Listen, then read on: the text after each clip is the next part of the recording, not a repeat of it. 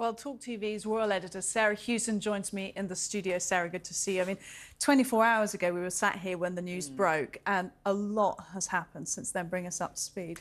Yes, Prince Harry got on a flight last night from California, landed at lunchtime today at Heathrow Airport, and then was given a security escort, Metropolitan Police security, bringing him to Clarence House, where he then had a meeting with his father. Between 45 minutes and under an hour at that meeting. We then saw the King and the Queen driving away from Clarence House towards Buckingham Palace. The first sighting we've had of the King since that diagnosis was made public, smiling to the onlookers there. And they were taken by helicopter from Buckingham Palace to Sandringham. Now, Sandringham is where they were last weekend before this diagnosis was made public, but while they knew what they were about to announce. It's also February the 6th, and that was the late Queen's accession day. It's the anniversary of the death of her father, the King's grandfather, George VI. Sandringham's significant. It's where the Queen always spent that day, marking when she came to the throne.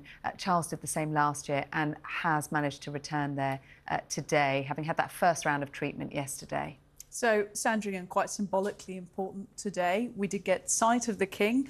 Obviously, that would be reassurance to some. In terms of Prince Harry, because it's a name on many people's lips, is there anything to be read from what scant detail we have of the meeting?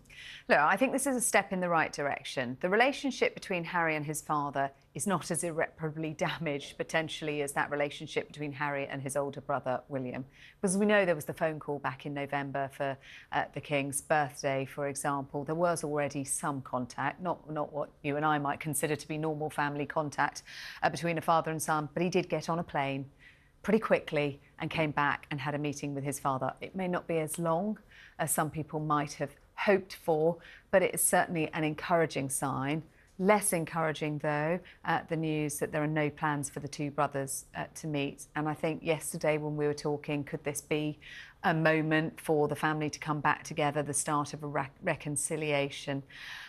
Look, to be fair to Prince William, he's got quite a lot on his plate right now with his wife's ill health, looking after the children, and also taking on some of his father's responsibilities.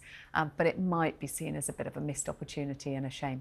It might well be. I'm sure people will be reading the tea leaves very thoroughly on any signs of any reconciliation or not between Harry and William. Look, I know it's hard to say because you don't have access to his personal diary, but any hints of what else Harry might get up to whilst he's in the UK? No, I mean, we don't know at this stage how long he's planning to stay or indeed where he's staying.